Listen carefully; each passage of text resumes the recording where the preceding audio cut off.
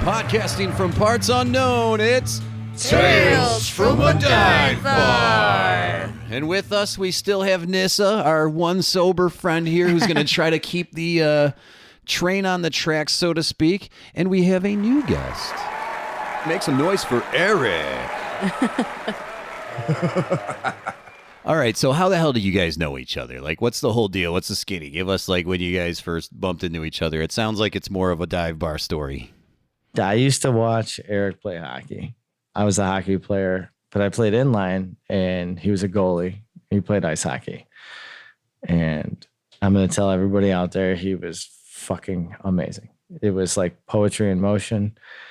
And and you make me blush with this shit every time. I love you to death. I don't give a shit, man. It's fucking amazing. No, I don't make you blush. I look at you when I say it. I did it to Al the other night. I'm like, you know how much I'm going to piss Eric off right now? And he just goes, what are you going to say? And I'm like, and he thought I was going to say something derogative about you. And I go, he was the best fucking goalie I've ever seen.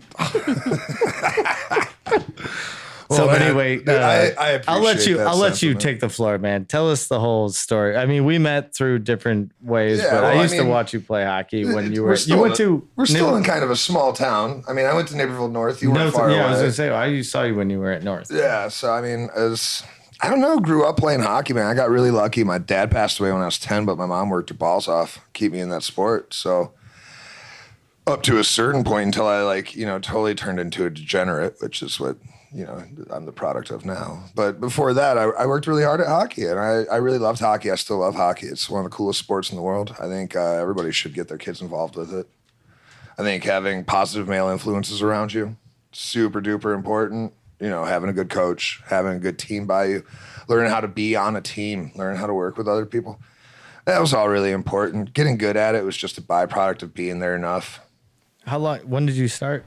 Man, I actually, for some kids, people would say I kind of started late, but I started at 5 years old, which, like, even hearing that now, I can't believe, like, somebody would consider that, like, a late age to start at, an organized sport, 5 years old. And, like, hockey parents were like, oh, you got him in late, I'm pretty sure that a lot of those kids, like, start at, like, I'm pretty sure, like, Jonathan Taves and... Yeah, they're born on the ice. And especially, like, you go... Well, it's in Canada, though. So yeah, in Canada and the Northeast, that's going to be common. But, hockey kind of ended up becoming, like, a key to a lot of opportunity, but a lock out of a lot of other things. So it was just like any decision you make in life. You just... kind of go with the flow. You go where your heart tells you to go. And hockey did that for me up until a certain point. And then, I started to feel like used baggage. And I kind of lost my desire. And, guess what came next? Booze and girls. That's right. There Booze you go. And girls. So tell us all about it, man. Well, this is your podcast, man. I had you on to tell us everything. Oh, man. All right. So let's... Okay, so if we're going to go all the way back, I started, squirts, peewees, stuff like that. I was playing house league originally. I got moved up to travel pretty quickly. In my first year of travel, I got put on the bronze team, which is the lowest level if you don't know hockey. So you were with Alan in that league, right? Yeah, no. I'm still in the bronze. Yeah, I worked up to the But he's got a medal. League. He's got a fucking medal. But it's with 6-year-olds. Yeah. Well, that's like, I'm a 2-time kangaroo karate champion. 98 and 99, so I'm used to beating up kids too, Alan. Don't you worry about that. Oh, well, it's all right. So, you make me feel better about myself. So, I started the bronze level when it comes to travel hockey. Next year, go silver. Next year, go gold. Next year, go Central States or AAA. So I was progressing. I was doing pretty well. The year that I was playing for the Huskies, I was on the silver team. Don Juckins was our coach. The guy was a fucking raving lunatic. He was an absolute bastard. And he taught me a lot about life. And I'm pretty sure that he's probably wasn't much different than I am today. That was when you realized? Yeah, that was when and hockey went through some changes. So there were different generations of it. You had your skill era and you had your, Dusty Knuckles era. So I was right in the middle of those. But we won national champion, not won the national champion, went to nationals, which felt like a win. You went to anyway. nationals. That was the year that I saw you play. No, this was the next time I went to nationals. Oh, it was the next time. Yeah, Okay. so I was still on the Huskies at that point, but long story short, my dad died that season. So after my dad died, I put everything into like trying not to be a problem for my mom. And I feel like hockey was like therapeutic for her because she at least knew I was like in a responsible place and I was doing the right things. But at the same time, you were like, I'm fucked up. Like, my dad's gone. Yeah, Like, this isn't- yeah, a little bit. But, I didn't register the trauma until I was intelligent enough to feel it. I think there's something to be said about that. Sometimes when you're young, it's easy to go into shock. And that shock can last for a long time. A lot of terrible things happen to young people and they don't develop the baggage until they're old enough to, interpret it properly. It's like right? repressive, yeah. Yeah, and I feel like that's kind of what I did. I just, put all of my shit to the back of the fucking bus and grabbed the steering wheel as much as a 10 or 11-year-old could. You know what I mean? And I was wrong. I said that's when I saw you. When you said the Huskies, I thought I was talking about Naperville North. That was when you were. Well, you saw me play with Naperville North, but I was also did. playing for the Darien Huskies at the same time. You were, and that's how. That's where I got confused. And we knew multiple people from both teams because you were in the ether. You were in proximity with a lot of people. A, through our debauchery, and B, through hockey. So it's been nice having friends like you around. It's nice that kind of like it's a cool community. Yeah, to have got to grow up with. Very fortunate for what we have. You know what I mean? I don't call it luck, but I consider it fortune. Yeah, I mean, I played very few years. You didn't need to. You got the lessons you needed. I met you through the debauchery, and then every once in a while, I think I saw you at Downers Grove Ice Arena where I taught kids. I used to teach there. I used to teach skating, and you'd be in there, and I'd watch you skate a little bit, and. Well, he's trying to get you on his team. He's like scouting you. No, he just came in there and skated. He just did open You got skate what it there. takes, kid. yeah, no, I used to just I still do it to this day. And if I wake up early and I've got an itch, I'll go through all my inline blades and I'll make it over to the open rec rink and I'll just skate laps, do circles, clear my head. It's very therapeutic. Feeling the wind on your face, man. Letting one ding off the post, that all feels good. It's whatever you're into, just do it and love it. So that way it feels good for you. And that's kind of where hockey fell out of love with me because fast forward a few years later, now I'm a teenager. I'm going through puberty. I'm hitting all the bumps. Broke my collarbone, so I had to sit a half a season out. And it was a really good group that I was on. The team was really successful. Looked like we were going to win state. How'd you break it? Because you were a goalie, right? Yeah, I broke my collarbone playing fucking tackle football with the 8th graders like a dickhead in middle school. Having that little bit of time off from hockey made me kind of start fucking around with the wrong crowd. Probably a lot of the people that I'm hanging out with now. Probably how Alan and I ended up meeting. but I'm not gonna. I plead the fifth. Confirm or deny you don't need to. Not the fifth. I plead the fifth. Anything you say after this is a liability. It's on record. So I just kind of started fooling around a little bit and kind of seeing another side of the fence, but I'm still good at hockey. I still put in all those years. I was still working out. So at 15, I go to a showcase. This is after I play for, if you guys are drinking shots, your boy's going to need one. Spider right there. What is a spider? How do you define this? Here, take this one, bartender. It's the last shot in the bottle. So 15 comes around. I'm playing hockey on 2 teams. I'm on a AAA team. I'm on the Naperville North Huskies. The club team that I was on ends up going to nationals, and the high school ends up 2nd or 3rd in state. We lost to Neuqua Valley, who had my best friend, Zach Thorne. At the time, he was another goalie on their team. So that one kind of fucking hurt, but he's always been a great hockey player, so I'm not going to get mad at it. Real sees real. But so I start getting these emails and these offers and things coming in the mail. The mailbox is like full of shit. And they're like, come to this tryout camp, come to a showcase. So now I'm getting invited to showcases all over the country. And my mom's like, yeah, let's go. And it was a really cool thing for me and my mom, too, because it was like bonding time for us, Sure. having to drive all the way out to the East Coast or, Helena, Montana. You know what I Is mean? that what they did? They sent you. Yeah, offers? yeah. Like, So you got offers everywhere. well, no. So it starts with the showcases. The showcases. Yeah, you have to go do your thing. Yeah, and they have these kind of regional. There's a bunch of them, Chowder Cup, a bunch of things like that. So you go to those. Once you play in those, how this works out, and this is kind of where hockey got a little fucked up for me. Started kind of feeling like I was being pimped. But so the showcases, you go to the showcase, you play in the showcase. They take kids from all over the country. They separate them into, 4 to 8 teams. Never played together before. And they have a coach from one of the junior, the amateur pro teams. And they expect you to just do your shit. Yeah. And they just want to see everybody and how they operate in a team level without any, Without any coaching, the raw nothing. You're thing. just thrown in there like a fucking wheat in the wind, dude. You're just like, Yeah. okay, here it is. So this story will actually get a little bit dark here. So I'm at a showcase, and at the showcase, it's like, now you're playing junior hockey. This is where half visors, fist fighting, chew and dip in the locker room, beer in your fucking hockey bag. This is where, the kids forge themselves into men. Yeah, you're like 16. I'm right? 14 at this time for the showcases, 15 when I finally join up with a club, get a jersey, finally get a fucking hockey bag with somebody's name on it that I didn't have to pay for, which is that was the coolest thing because now my mom's not paying for hockey. Nice. That was for me, that was huge. My mom had been working so hard. That's like an initiation. You have to go through their whole shebang and then. Oh, the initiations are way worse than that, dude. Don't you worry. Yeah. So, long story short, I go to a showcase. I think the one that I got picked up in was in Mount Vernon.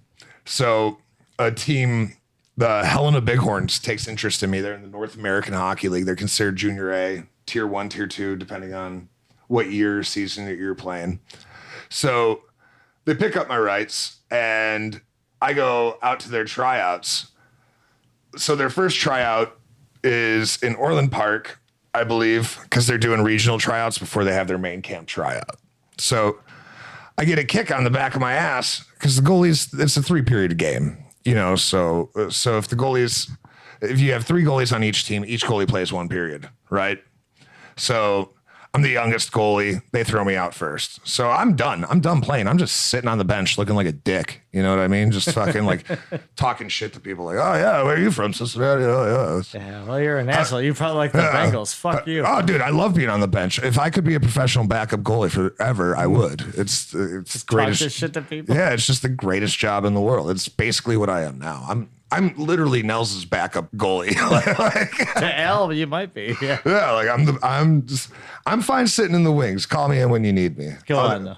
But so I get this kick on the back of my pants, and I'm like, excuse me. Turn around, and I look, and there's one of the coaches. Keep this in memory. Stick this one in the bank.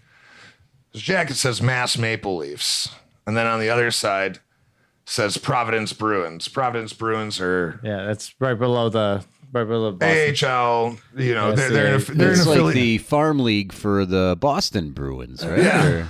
But I'm thinking he's going to ask me some personal questions and try and vibe me out. And he goes, hey, the goalie over there that came out of Pittsburgh, he's got the all yellow pads on. He wants to fight another goalie. And I was like, what the fuck are you talking about?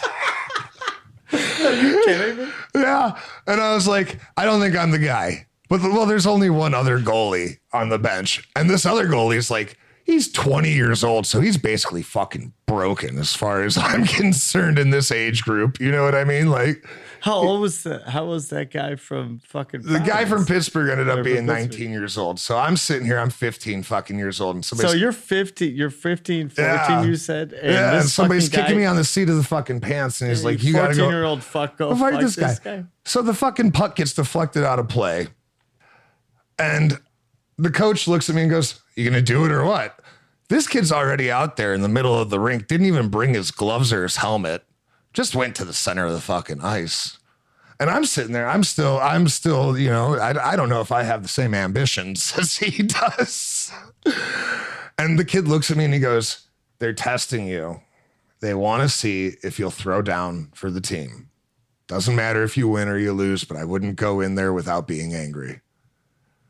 And I was like, all right, fuck it, yard sale. So I throw my gloves behind me. I leave the fucking helmet on the bench. I go out there and meet him at center ice. I don't know how to fight. I don't know how to hockey fight. Like, I've seen it. I've watched it. I saw like It's different when you're a goalie, too. Yeah, I saw it with Waugh and Osgood. You know what I mean? And you could call me a tough feller at 15, I would say, arguably. But I would say that, too. But it doesn't mean that it's different on skates. Yeah, well, it's different. He's got 3 years on me, and if he's asking people to fucking fight him at the center of the ice, he's obviously got something to asking prove. for a fucking demise, dude. Yeah, That's he dumb. didn't come out with nothing to give, you know. Yeah, he's won or lost a couple at that point, maybe. I mean, that's what I would think. You have to imagine. Well, this ended up being a traumatic. I mean, if we're being honest with it, technically, that's like beating up on a minor. You know what, though? That's what you do. You just look and you go, I don't care if I'm taking an ass whooping or not. You just got to go and I never take a thought swing. about that. Yeah, I mean, The fact that he might have been an adult and I was a child. Well, yeah, you said This he is was the late 19. 90s. That didn't count back then, apparently. Early 2000s. Early I'm not that 2000s. old. I just been drinking that long. All right, so give what- it to us. yeah, what happens? Well, he grabs a hold of my jersey, gets me right here by the neck. And I see him lean back, but the nice thing is if you're a goalie, it's basically like fucking fighting teddy bears. There's tons of shit in the way. There is nothing moving fast about a goalie until a shot's coming at him. I'm telling you that firsthand. See him cock back. I don't know what to do, so I just put my head down. Just put my head straight down. And then I hear his hand hit the top of my head. And the best part, I also heard it break. Ooh. Crumbled on the top of my head. And then I was like, well, if there's any time to get after it, it's fucking now. And I remember I loaded up and I sent one down the line. And then I looked over to where my mom is and she's storming out of the fucking ice rink. And all of the parents that were playing on the Huskies and Naperville North that all got brought to that showcase are all standing up and fucking cheering for me. Yeah, my mom is storming out. And at this point, I'm the first one of all of this young batch of kids that got I didn't race my son this way. Yeah. Oh, dude. Everybody else is just like, fuck. This might have been the second or third inclination or hint that I had given her that she was going to be disappointed. So his hand breaks. You've now, what happens after that? So I had my head down and I look up and I see him and he's got his hand back and he's kind of keeping it loose. He's trying to like look for an opportunity.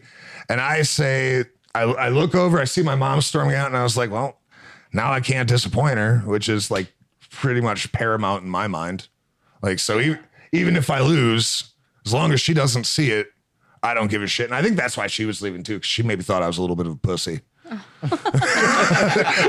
She's like, I don't want to see this little sucker get beat up. Fucking dumb shit. I can't watch my son. My son's fighting a This 19-year-old. This dipshit 50-year-old is just making car crashes out of his life. Fucking. So she cruises. She's out of there. So I'm like, I got nothing to fucking lose. So I just start sending them. And I'm connecting. I make it work. I get them backed up all the way to the glass. So we were at center ice. Then I get them backed up to the glass on the sideboards. And I'm still fucking feeding them.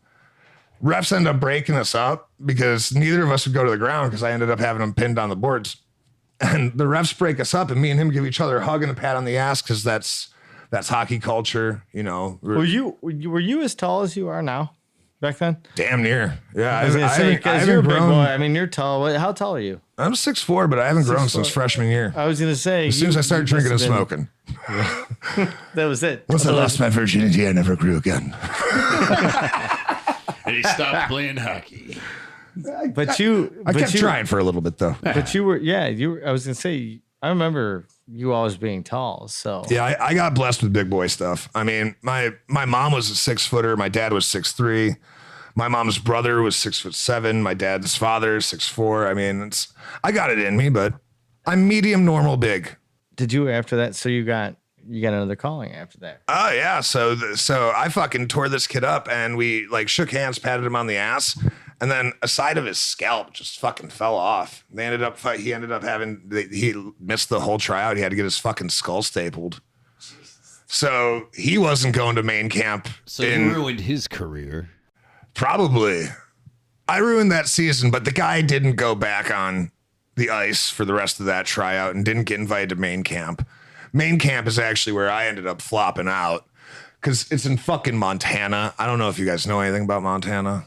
There's this thing called altitude. They started the training camp, these fucking assholes, and I think they killed 2 people. I think there's got to be a lawsuit on this. But they started with a 6-mile mountain run. They drive us all out. They get us all in these buses. They rented these buses. They drive us out to this point right off of the highway, and they just point and they say, go and come back. And some of the kids on the team, these motherfuckers cheated. Like, I knew they cheated. Like, because I'm down with the hustle. You know what I mean? Running around. They just jump in a golf cart or something? No, or? jump in the bush and just fucking hide. And then run back when people come and be back? the first one done. Like, take off as fast as you can so nobody can see you. Hide in the bush, wait for the Hide other in the guys to bush, come let back? everybody pass. Head right back. I wasn't that smart. I was like looking for a place to smoke a cigarette during this goddamn run. Like I had already turned into like the most awful person in the world. So good news is from that showcase, I didn't make it in Montana, but I ended up getting picked up by a team in Toronto called the Toronto Rattlers, which was even better. But my mom's like, there's no fucking way I'm letting you leave high school to play hockey. So this is where I have to make bad decisions again. So the next day I go into high school, go into the cafeteria. There was these 3 brothers. They were all 1 year apart. So you know their mom put out, but she was a sweet lady. She was a sweet lady. I ended up meeting her. I ended up knowing their sister pretty well. But at least she did it years apart, you know. I'm not a scientist. Neither am I, but clearly. But we're holding it down the best that we can. So long story short, there's no Irish twins. It was just years apart. So based on my relationship with their sister and a couple other things that were going on in the local weed economy, there was good reason to have a fist fight. So I just entertained that and got in a fight with all 3 of those motherfuckers and then ran myself to the dean's office and was promptly expelled the next week. So then my mom asked me after we met with the school board and the principals and the deans and all of the people, she's like, so what are we going to do? I was like, I guess you can send me to Canada now. So you already had your mindset, but the shit just happens in front of you, and it's an opportunity, though, where you're like, all right, I guess I got to do it. Well, I mean, isn't that life? I just beat the shit out of a you got 20-year-old tested. goalie. I guess I can fuck 3 brothers You got up. tested in the middle of the rink, and then you're like, oh, now I got to go back to school and try to be normal. And then all of a sudden some other circumstances happen. And then now it's that little moment, that little weird spot where all of a sudden that guy looked at you, your old coach, and he goes, you're getting tested right now. Focus on that moment because this gets creepy. All right. So he says that to you and you do it. And from that point, your life is already entirely changed before you ever even knew you were going to get expelled from high school. Yeah, it's fairly accurate. That's awesome. It has been. There's a lot of ups and downs. A lot of people wouldn't call me a lucky person, but I consider myself very fortunate. I'm super grateful for it. So you ended up not going. Not playing in Montana. I ended up making their junior B squad because they said that I was young, but they wanted to develop me. And I was like, fuck that. I'm going junior A. I'm going straight to the pros. Like, none of these motherfuckers got anything on me. I just whooped a fuck. I've been whooping ass now for a year or 2. I've been handling my business. I'm a national champion, whatever. I let my ego get in the way of it, but I remember watching you when I was, we were on the same age, and I remember watching you, dude, and it was like poetry in motion. Like, I mean, the slide that you had was just. Yeah. So my dad was really ahead of the game. So when I said I wanted to be a goalie, he made me sign up for ballet. I was 12 years old, and they. Did you do it? Did you do ballet? Yeah. I bet you were fucking great ballerina. I wouldn't know, but I would have to imagine if the word ballerina and me are together, it's got to be all right. I would imagine. You know what? I think you have some unsettled ballerina stuff that you still got to get out because apparently I dance you were every the night bomb. when nobody's looking. Exactly.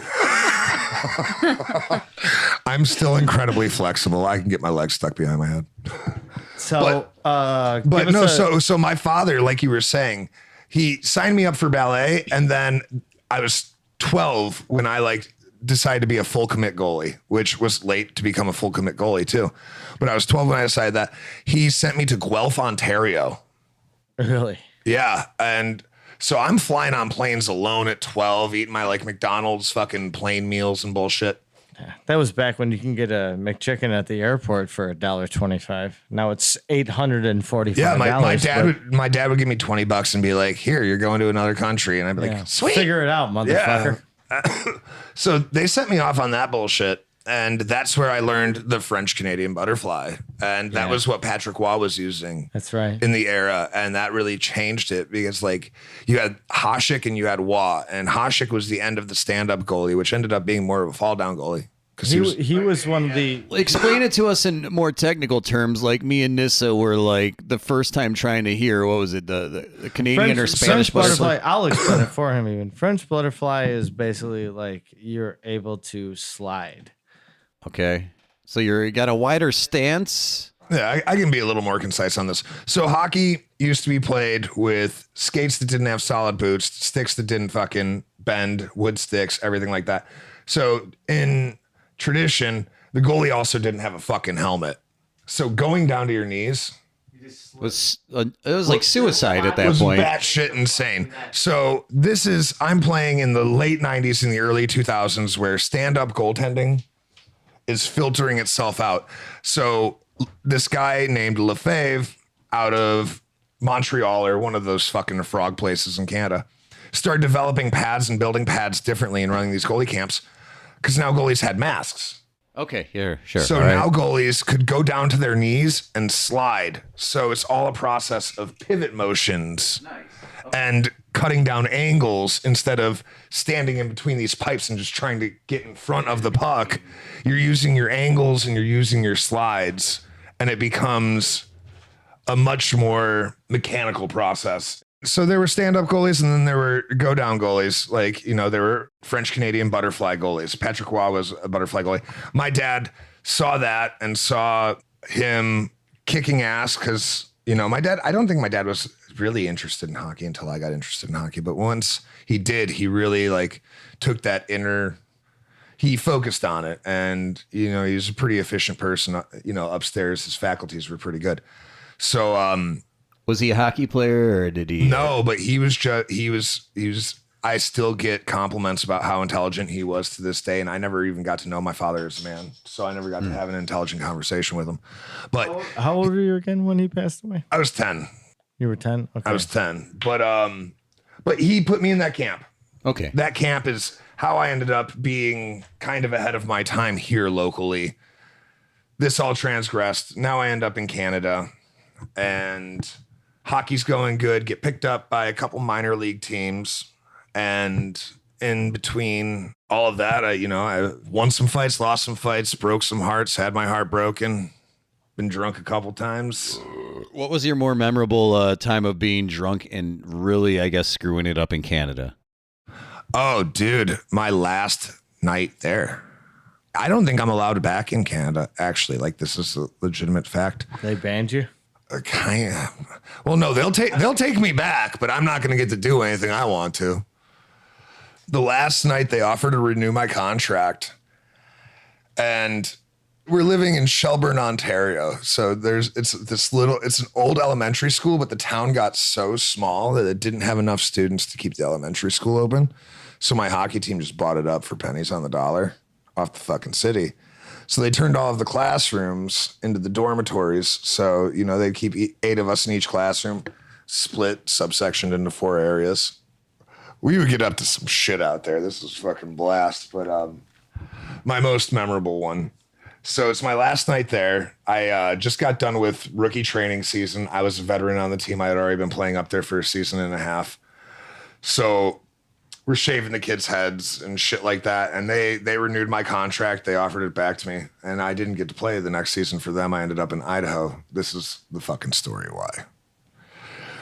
So I've got my Ford Explorer Sport Track. I think it's cool. I fucking had some Canadian dude, a Canadian Tire, fucking chop the muffler off of it so it's fucking loud. I put stupid fucking tires on it. So it's like a little boy's big truck. It's like almost a pickup truck, but it's like not quite a pickup truck, but he just made it super loud for you. Yeah, he just made me loud. He made me feel good about driving the adolescent version of Ford's pickup trucks. That's what he did for me, and probably is what generated all of this trouble. So I've got a guy from Switzerland in my back seat. I've got 2 Canadians and I've got 1 French dude in my passenger seat. We're handing around a bottle. We're smoking fucking spleefs, as the Austrian dude would call them, because he wouldn't smoke straight weed. He always had to fucking roll tobacco in his shit. That's fine. And I'm known as the big partier. I'm the guy that gets everybody their fake IDs, their fucking bootleg McDonald's, everything at this fucking dorm complex, because I'm the dude with the truck. You know what I mean? I'm the fucking plug.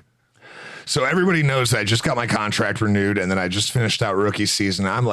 I'm big dick in this motherfucker. Like, I run this dormitory complex. Like, I'm sitting out back on a fucking exercise bike, smoking blunts and drinking beer. Coaches don't say shit to me. They know, like you don't want to drug test me because you don't want bad news. So everybody knows this night is going to be a fucking shithole. And there's this place called the Hangar. So we're all drinking, we're handing a bottle around, and we're smoking fucking joints. We go to this place called the Hangar. We're on our way there. There's 1 road into Orangeville and 1 road out, especially if you want to get to Shelburne, get off fucking Highway 89. So we're driving. All of a sudden, the team minivan comes up, and the team minivan is busted ass. Like, because we had a real bus, and we had all of the real shit. And the team minivan was basically it's like a Greyhound, but it's not. It's like a brown hound. The Little League version of hockey. No. So we're talking like Canadian-made Dodge Chrysler Caravan. Like, I picture like that. I'm talking I picture like that in Major League when they took that charter plane, but like a bus. No, I think they actually had to take a bus at some point. In that we'll get to that story after this, because I did have a brown hound team experience. Toronto, they took really good care of us. We had really nice equipment and everything like that. But they had this team van, and it was like for emergencies, or if somebody needed to get out or wanted to go do something, or had to go to town, get the skate sharpened or something like that. The dick around van. Like, you know, it was like subsidized travel for the people that didn't have cars there. Yeah. Okay. And fucking the general manager's kid and 2 of the fucking new rookies that I just shaved their fucking head pull up next to us at the stoplight going into Orangeville. I'm like, you guys need to get the fuck out of here, you know, whatever. And it's like, fuck you, blah, blah, blah. And they're honking. They're like, we're following you. We're going to whatever bar you're going to. We know it's going to be fucking wild. I was like, no, you're not. I've got my Ford Explorer Sport Track. So guess what we do? I start revving right there at that fucking red light. And I pound that motherfucker through the fucking floor. That's fine for 1 intersection. That's fine for 2 intersections. The van's basically in my dust now. 3rd intersection, red light. I'm going fast, so I don't stop. Take a look left. 2 fucking OPPs, 2 Ontario Provincial Police, man, right there in that fucking gas station, and they come howling after me. But I'm going ludicrous speed at this point, like fucking like. But we all saw the cops, and thank God my teammates were so fucking cool, because they all hid everything the best that they could, and if they couldn't, they said they were willing to take the rap for it. They're like, whatever I'm holding, I'm taking. We're all going down. You know what I mean? So we go to the next intersection, and I fucking slam the brakes, hook a fucking right, go into a fucking neighborhood. Yeah, we'll lose them in this neighborhood. Cops come right behind it. They know exactly where the fuck we're going. This is a small town in Canada. There's not one single fucking road they don't fucking you can't know. take one. Yeah. There's You know no what right I mean? or left. There's no getting away You're from not these jumping guys. on a highway and they're like, oh, he's out of our jurisdiction. What do we do about it? Yeah, no. So it was pretty, dude. We were pegged. We were tied down. So they go through the car. They find all this shit, but they're Canadians too. So Canadians are pretty fucking chill about everything. So they didn't charge us for the weed or the booze or the fake IDs or being underage. And we ended up. You didn't get in trouble or anything? Oh no, I got in trouble. So the way that, you know, they found all this shit and they let us have it all back.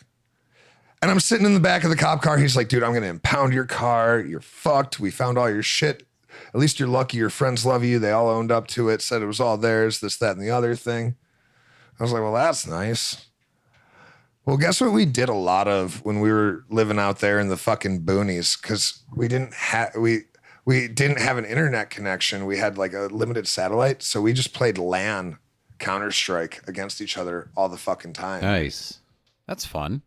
So I'm just like talking to the cop. Why are you talking shit about Counter-Strike? You think I didn't play that? No, I'm not. I'm just saying. I was playing against you, probably. But that's what we did at the dorms. So you had a lot of iPads. I'm not sitting iPads. in the back of the Those cop weren't car. existent yet. Apple was barely. I could not play a game on. I could not play a game on a tablet or a phone. I can't bring myself to it. Now you had laptops. That's what you had, right? Yeah, no. We would have full towers. Some kids, like you got kids from like Switzerland. We had a South African motherfucker. We had Czech Republic. They would like mail their whole lives out to these fucking dorms.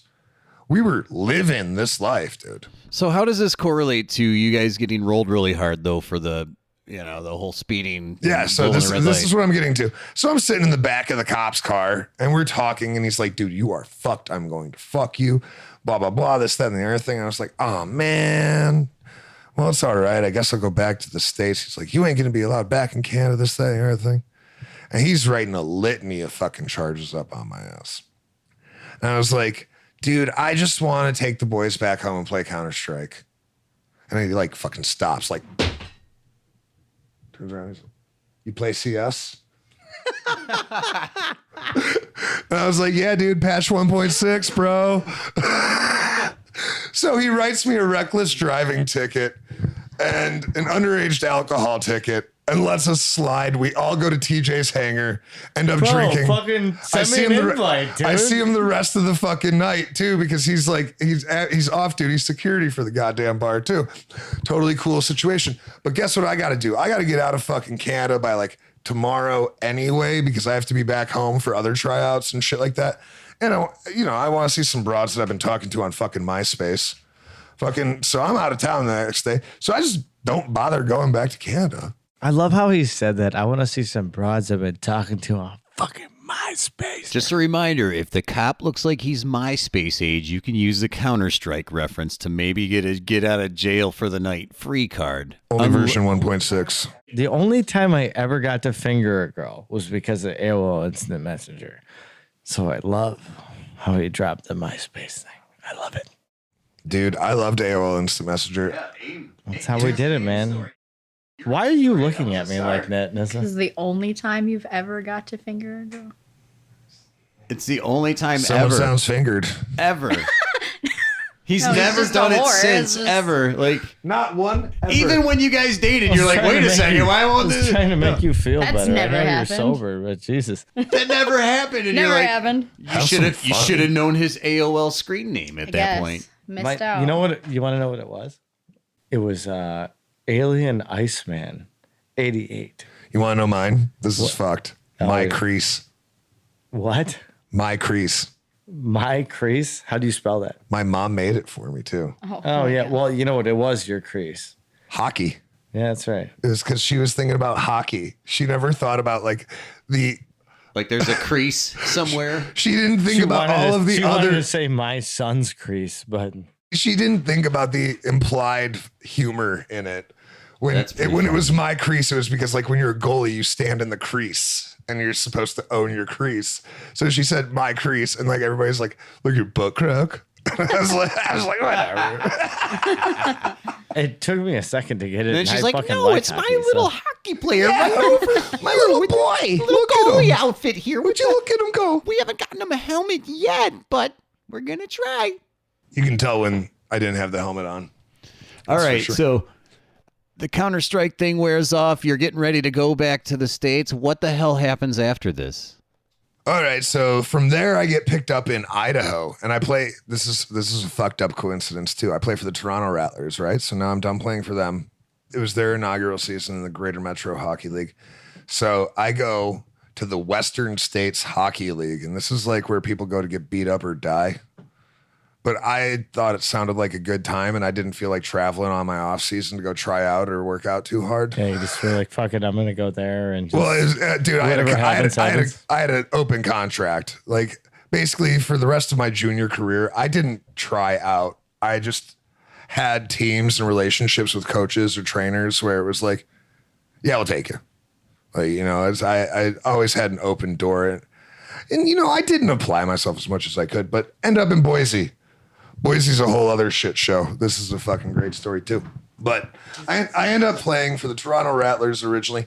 Now I'm playing for the Idaho Rattlers, which would eventually become the Junior Steelheads, and was the Steelheads feeding franchise for the Idaho Steelheads in the East Coast Hockey League. So I would do some warm-ups, and I would be a practice goalie for the Idaho Steelheads, which was this professional. So now I'm actually getting checks to play hockey. I mean, it's not you get much. kicked out of Canada and you start getting paid back in the States. Yeah, that's so.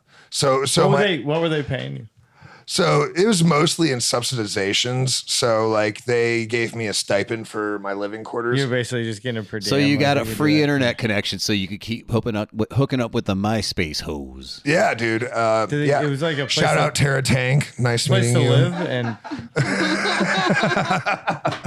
place to live and Place to food, live, basically. free hockey sticks, especially because like Free Counter-Strike. They don't have subscriptions back then. You just download the program. And yeah, no, I was on Steam, dude. I was loaded up, dude. I was set up. I had hockey sticks, weed, and I was living like a block away from. I had hockey sticks, weed, and Counter-Strike, bro. Yeah, and I was It living a sounds block. like the best hockey career ever. I was living a block away from the Boise State University campus, dude, and that was the year that they fucking won the bowl.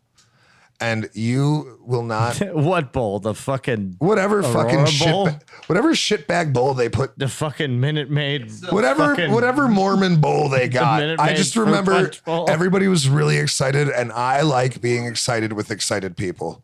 But I'm like 18, 19, really coming into my own, really feeling my maturity, got my fake ID. I'm basically a grown ass man. Somebody's paying for me to have a place to live. I think I'm on top of the world, so I'm just gonna not give a shit about anything.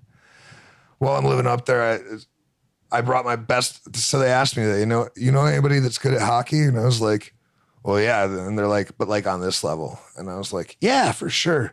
So I called my friend Michael Boyer. Shout out, Mikey. I still love you. We're best friends. He lives down the street from me still. I'm his godfather to his kids. So I called I thought you were him. gonna say Chris Chelios. So get the fuck No, on so with the I call him and I'm like, yo, man, come up. They're going to give you a contract. Dude, you can live with me. We're going to get an apartment. It's going to be dope. He shows up. He's 5'3", 152 pounds. Oh, God. He's going to get obliterated. We're in the biggest league in America right now. Like the average size of somebody is like 6'2". Fast forward, he did get obliterated. But he ended up being, I think, one of our top 3 scorers that season. I mean, All guys are good, man. Oh, man. Yeah. He's just quick. He's quick and agile. he's Yeah. also concussed, and he's got some things to go through now. But we had a really good time. It's all about the memories, right? The things you can forget is really. All right, so I'm going to rock a piss and we're going to take a break, and then we will come back and continue the journey after we've had a shot or two. We'll figure it all out. I'm all for it. I'm going to smoke a cigarette. Because it's Tales from a Dive Bar. We'll be right back. It's fucking unbelievable. Just unbelievable that Reinsdorf and the Wirtz family, they can't get this fucking deal done with Xfinity. I don't know if it's Xfinity or them. I've heard both sides. I think it might just be a ploy that Reinsdorf is trying to lie or something like that, because I don't believe anything that fucking asshole says. It's unbelievable that they can't get a deal done with these TV networks. And somebody expects that we're going to pay extra money to see these absolute below 500 teams. I mean, the White Sox are below 150. Neither one of these, none of these teams deserve to be paid for. The Cubs can get away with that shit. Everybody likes the Cubs. They marquee, they can get away with that shit. But you got to be fucking out of your mind to think that I'm going to pay extra money to see these goddamn abortions of fucking sports franchises. So that's my rant for the week. Figure it the fuck out. And if you have DirecTV, that's fine. But if you pay that extra money to see those squads, you're the problem. It's Alan's Angry Sports.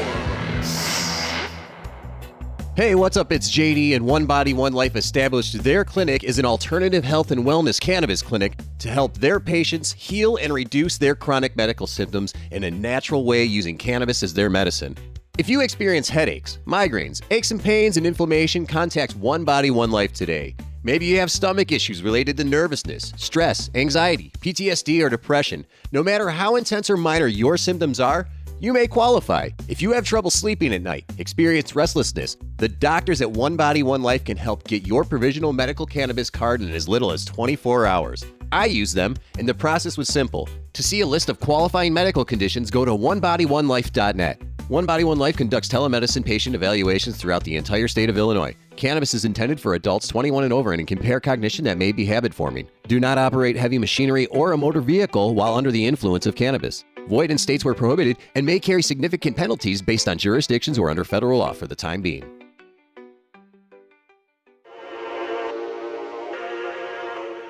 It's Raven's Corner, and this is The Raven.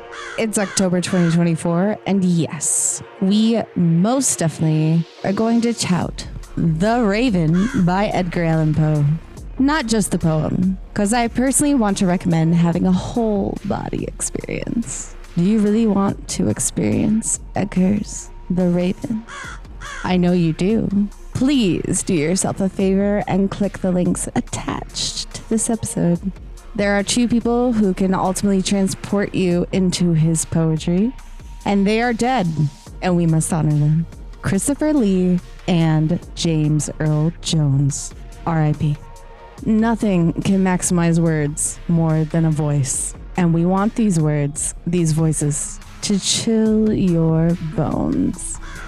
Click the link.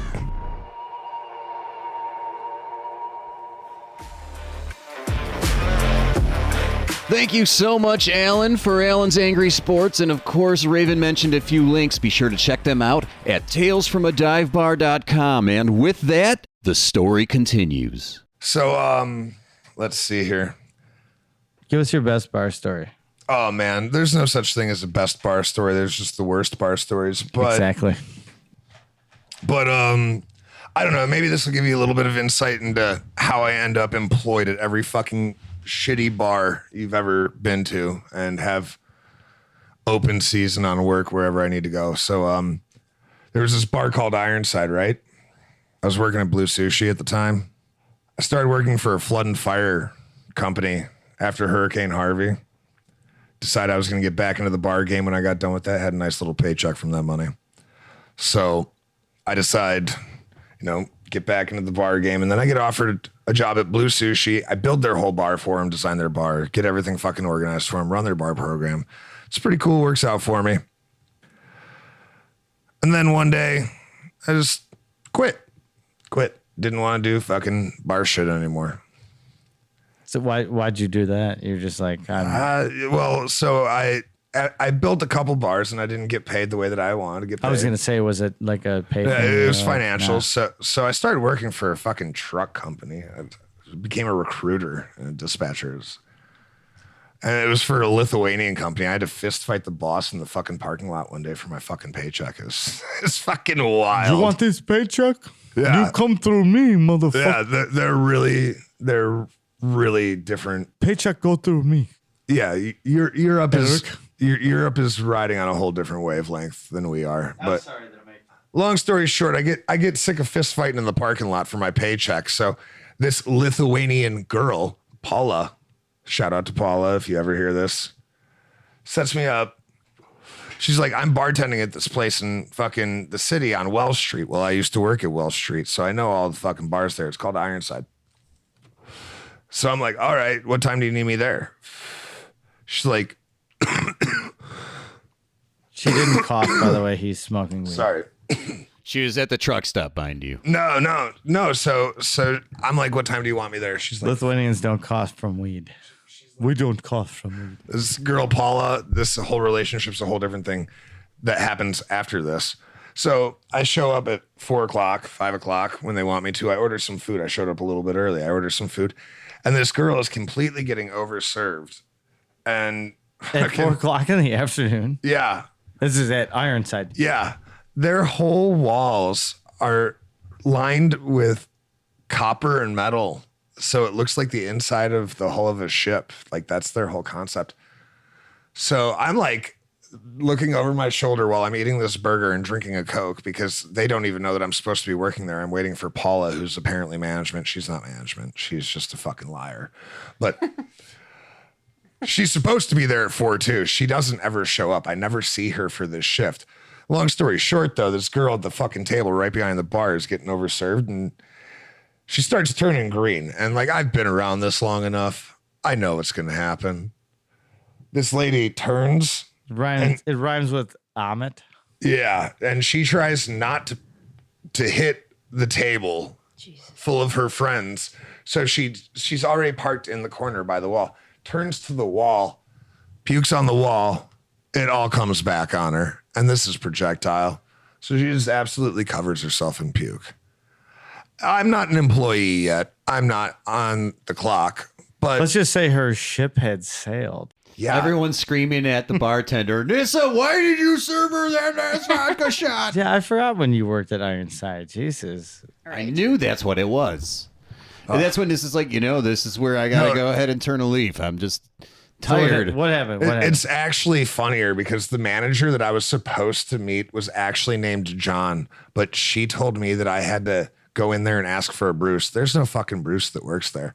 I don't know if this was a troll, but I got a job out of the motherfucker. So It was like a code, like you ask for Bruce and they're like, you're hired. I don't know. And I called the motherfucker Bruce for fucking 3 weeks and he just let it slide. His name was like Luke or something like that? No, You're it was like- John. It was John. He was a Well, black you- guy. He just let it happen. Like, all right, I'll be Luke, whatever. Yeah. He's like, well, the guy shows up and works. Long story short, this chick pukes all over the goddamn wall. The wall decides that it's time for a fucking rebound, feeds it right back to her. Now she's covered in her fucking puke. I'm halfway through a hamburger. I'm not finishing that motherfucker. There's no way. You know what I mean? And I'm not on the clock and I haven't introduced myself to anybody, but I know damn well how a restaurant fucking works at this point because I've been working in and out of them since I was 15 all over the goddamn world.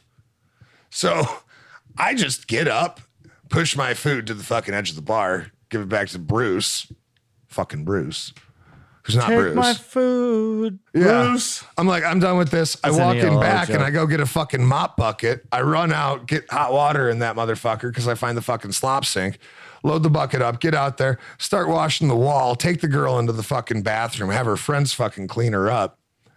And then by the time it's all over, Bruce, who's actually John, which he wouldn't reveal this to me for weeks and weeks, maybe months, comes out and goes, "Who are you?" And I'm like, "Eric, this girl Paula told me to show up at 4 to work." She's like, "She was supposed to be here to serve tonight." And I ended up with Paula's job. And I've got a whole tale about Paula. Paula is a whole other fucking nightmare. She didn't get fired after that? It's like She got fired there, but she was working another place. Guess what she did? Got me a job there. Nice. Ladies and gentlemen, the mind and chaos of hockey man Eric. Ah, that's a bad way to define. I don't know. We'll take it. We usually end this with 90 seconds with somebody. We didn't do it with Nessa. You only gave me 'cause 60.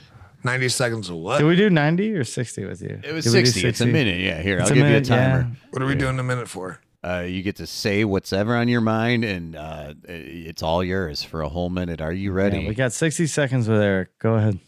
This is Eric.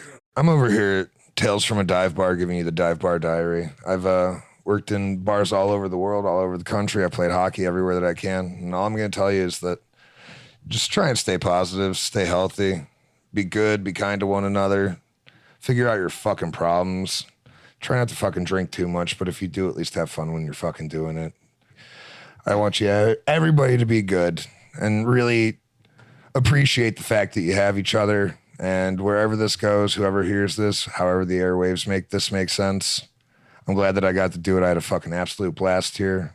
I'm going to keep doing this whenever they need me. If you want to find me, I'm easy to find. I work at every bar in Lisle. Just ask for Eric. They'll point you in the direction. I'll be here for everybody if everybody needs me. And if anybody doesn't, I'll stay away. Be good. Be peaceful. Be kind. Be great. Fucking fantastic. Oh, that was Right perfect. at 60 seconds, too. And with that, we want to thank you guys for tuning in and listening to the story. And be sure to like and subscribe and rate and all that jazz. And be sure to check out the website at talesfromadivebar.com. See you guys later. Take care. Have a good night. Much love.